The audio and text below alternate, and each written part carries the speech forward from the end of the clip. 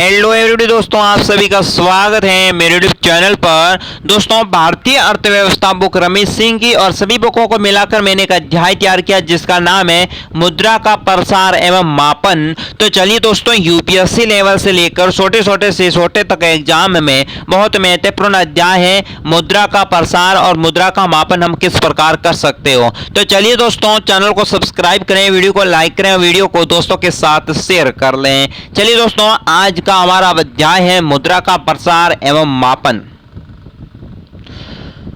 तो दोस्तों, मुद्रा का प्रसार एवं मापन किसी भी समय अर्थव्यवस्था में कुल मुद्रा को मापने के लिए केंद्रीय बैंक कुछ मापन का प्रयोग करते हैं। भारत के संदर्भ में रिजर्व बैंक द्वारा 1977 में एक वर्क फोर्स का गठन किया गया था जिसके द्वारा बाजार में किसी भी समय कितनी मुद्रा उपलब्ध है मापने के लिए 4 मापक तय किए जाते हैं जिसमें से M1, M2, M3, M4 के नाम से जाना जाता है। मुद्रा का मापन को समझने से पहले अर्थव्यवस्था में तरलता शब्द को समझना आवश्यक है। यानी कि मित्रों दोस्तों, इसमें यह कहा गया है कि किसी भी समय भारत की अर्थव्यवस्था में कुल मुद्रा मापन के लिए दोस्तों केंद्रीय कुछ मापों का प्रयोग किया जाता है। पर भारत के संदर्भ में रिजर्व बैंक वो है ना, सबसे बड़ी बैंक है, उसने 1977 में एक वर्क फोर्स का गठन किया था जिसका कार्य है मुद्रा का मापन करना। ठीक है दोस्तों, तो इसलिए दोस्तों इसके लिए मापने की 4 पद्धतियां होती हैं।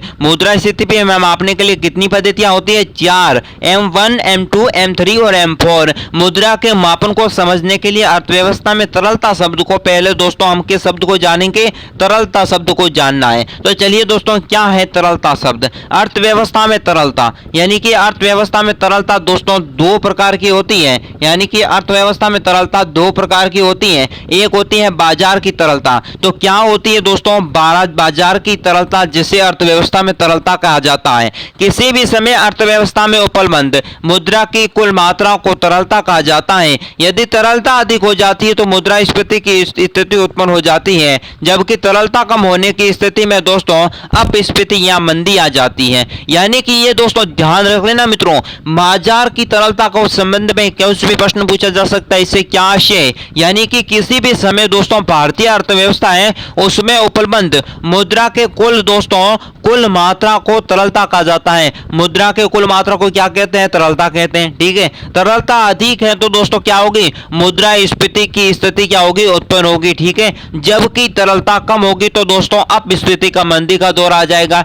यानी कि अपस्फीति यहां दोस्तों मंदी आ जाएगी। जब दोस्तों तरलता कम होने की स्थिति में मंदी का दौर आएगी और तरलता अधिक होती मुद्रास्फीति का उत्पन्न दौर हो जाएगा। देखिए, मुद्रा की तरलता से क्या आशय है? यानी कि मुद्रा की तरलता से संदर्भ में दोस्तों मुद्रा में व्यय होने में लगने वाले समय, यदि समय कम लग रहा है तो वो दोस्तों मुद्रा अधिक तरल हो जाती है। उदाहरण के लिए, यदि एक व्यक्ति के पास नगद क्रेडिट कार्ड या सोने के रूप में परिसंपत्ति मुद्रा उपलब्ध होती है तो दोस्तों नगद सबसे अधिक तरल या दोस्तों क्रेडिट कार्ड कुछ कम तरल या दोस्तों सोने की तरल सबसे कम हो जाती हैं। अब देखिए दोस्तों, मुद्रास्फीति का मापन M1, M2, M3, M4 से किस प्रकार करते हैं? तो दोस्तों M1 से क्या आशय? CU यानी कोइंस एंड करंट जो करेंसी प्लस दोस्तों DD यानी डिमांड ऑफ डिपॉजिट को दोस्तों जोड़ेंगे तो M1 बनता है। यानी कि CU अर्थात लोगों के पास उपलब्ध नकद यानी नोट और सिक्के। ठीक है, ध्यान रख लेना। CU का मतलब होता है लोगों के पास उपलब्ध नकद, नोट और सिक्के। और दोस्तों DD यानी अर्थात व्यवसायिक बैंकों के पास कुल निवल जमा और दोस्तों रिजर्व बैंकों के पास अन्य जमाए जो पैसा है उन दोनों को जोड़ेंगे तो M1 होता है। निवल शब्द में बैंकों द्वारा रखी गई लोगों की जमा का ही बोध होता है। इसलिए दोस्तों मुद्रास्फीति की पूर्ति में शामिल अंतर बैंक जमा या दोस्तों व्यवसायिक बैंकों के दूसरे व्यवसायिक बैंकों में रखते हैं को मुद्रास्फीति में भाग के रूप में नहीं माना जाता। अब देखिए दोस्तों, M2 के बराबर M1 प्लस बैंक बचत के खातों का पैसा। यानी कि दोस्तों ध्यान रख लेना, बैंकों में जमा वो पैसा और लोगों के पास सिक्के और नोट, ये तो था M1। और फिर प्लस इसमें दोस्तों जोड़ेंगे डाक घर की बचत बैंकों के पैसे तो M2 M2 बनेगा। अब दोस्तों M3, अब M3 को ज्ञान करने के लिए M प्लस में दोस्तों बैंकों के समावेश जमाए दोस्तों FD को पैसे हैं वे दोस्तों हम जोड़ेंगे तो M3 उपलब्ध होगा। और M3 को M4 को हम ज्ञात करेंगे दोस्तों तो M3 में हमें क्या जोड़ना पड़ेगा, डाक घर बचत संस्थाओं में कुल जमा राशि यानी कि राष्ट्रीय बचत प्रमाण पत्रों को छोड़कर बाकी सब की राशि जोड़ेंगे तो हमें M4 प्राप्त होगा। तो दोस्तों M1, M2, M3 और M4 यानी संकोचन मुद्रा M1 को संकोचन मुद्रा भी कहते हैं क्योंकि मात्रा में ये अन्य सभी से सबसे कम होती हैं, इस पैसे सबसे कम होते हैं इसलिए इसे क्या कहते हैं, संकोचन मुद्रा कहते हैं। अब देखिए दोस्तों वर्ध या बड़ी मुद्रा किसे कहते हैं, M3 को, M3 को वर्ध मुद्रा कहते हैं। वर्ध मुद्रा M4 को होना चाहिए था परंतु M1 और M4 तक जाते ही उसे प्रयोग करना दोस्तों कठिन हो जाता है। इसमें ऐसे कहा जा सकता है कि इसमें M3 की तरलता इतनी कम है जिसका प्रयोग नहीं किया जा सकता, अतः M3 को दोस्तों क्या कहते हैं, वर्ध मुद्रा कहा जाता है। मुद्रा के प्रकार मुद्रा में कई आधार पर वर्गों में बांटा गया है। हम भौतिक स्थिति में मांग के आधार पर मुद्राओं को वर्गीकृत करेंगे। यहाँ पर देखिए दोस्तों मुद्रा का जो आवंटन किया है धात्विक, इनमें दोस्तों आते हैं सिक्के, कागजी में आते हैं नोट, प्लास्टिक में आते हैं क्रेडिट या डेबिट कार्ड और दोस्तों बुरी मुद्रा में आते हैं कटे फटे नोट और 80 मुद्रा में आते हैं इसके अंतर्गत नए नोट।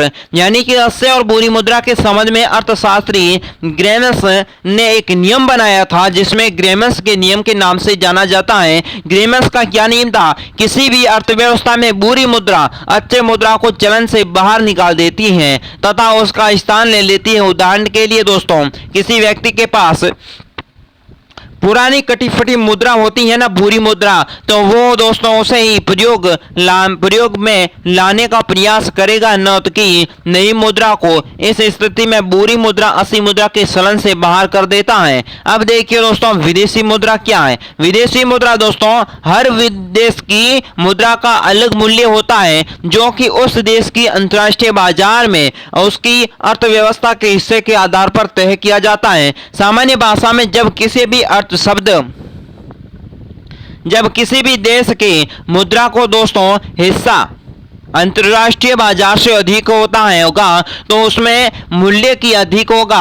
और अमेरिका जिसके अंतर्राष्ट्रीय बाजार में 20% हिस्सेदारी है जबकि भारत का कुल 2% ही मुद्रास्फीति में हिस्सेदारी है। यानी कि दोस्तों मुद्रास्फीति के कारण अर्थव्यवस्था में दोस्तों कमी क्यों हो जाती है, क्योंकि दोस्तों कटे फटे नोट होते हैं तो लोग उसे बाहर फेंक देते हैं। नहीं दोस्तों उस नोटों को बाहर नहीं फेंकना चाहिए। और अगर आपके पास एक नोट है 500 रुपए का, वो दोस्तों बीच में से फट चुका है, इसके 2 टुकड़े हो चुके हैं, तो वो पैसा आप सोचते हो कोई काम नहीं आ रहा है, पर दोस्तों ये पैसा काम आता है, कहाँ आता है, बैंक में देने से। इससे क्या होता है, आपने एक 500 का नोट बैंक में जमा कराया कटा फटा, तो उसकी जगह पर भारत सरकार दोस्तों एक नया नोट निकाल देती है। तो दोस्तों भारत की अर्थव्यवस्था में ऐसे दोस्तों धीरे धीरे विकास होता है। पर दोस्तों फटे पैसों को आप फेंक देते हो तो अर्थव्यवस्था में वो एक नोट करके देश की अर्थव्यवस्था में किस प्रकार नुकसान होता है। यानी कटे फटे नोटों को फेंकना नहीं चाहिए। अब देखिए मुद्रास्फीति में मूल्य का निर्धारण किस प्रकार किया जाता है।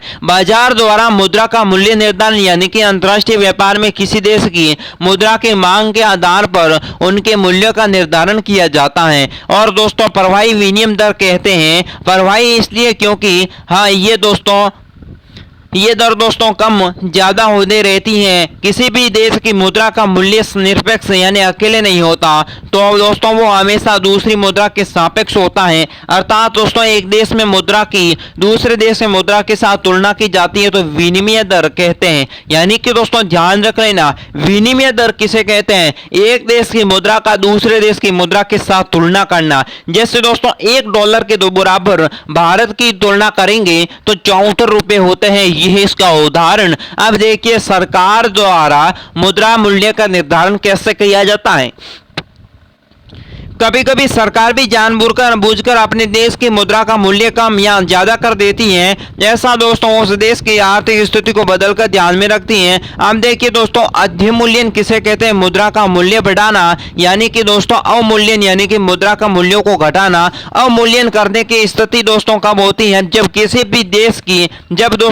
भी देश की सरकार के पास विदेशी मुद्रा की कमी हो जाती है, तो जानबूझकर अपनी मुद्रा का मूल्य घटाकर या अवमूल्यन कर विदेशी मुद्रा को संग्रहित कर देती है। और दूसरा, जब किसी भी देश की यानी कि किसी देश की निर्यात बढ़ाता हो या आयात घटाता हो, तब उसकी मुद्रा का अवमूल्यन किया जाता है। इस अवधारणा में अर्थशास्त्री जिसे दोस्तों जे वक्र के नाम से जाना जाता है। दोस्तों भारत में अब तक 3 बार मुद्रास्फीति का अवमूल्यन हुआ था, 1948, 1966 और 1991 में 3 बार भारत ने दोस्तों मुद्रा का अवमूल्यन कर चुका है। अब दोस्तों मुद्रास्फीति के बारे में बस इतना ही। नेक्स्ट अध्याय बैंकों के राष्ट्रीयकरण और बैंकिंग ढांचा के संबंधित ये वीडियो देखना ना भूलें। साथ ही दोस्तों मुद्रास्फीति के और प्रसार है उनका मापन के संबंधित अगर कोई भी पॉइंट पीछे रह चुका तो हमें कमेंट बॉक्स में जरूर बताएं। वीडियो को लाइक करें दोस्तों, चैनल को सब्सक्राइब कर दीजिएगा। वीडियो को लाइक न करें दोस्तों, अगर आपको कोई परेशानी हो तो कमेंट बॉक्स में जरूर बताएं।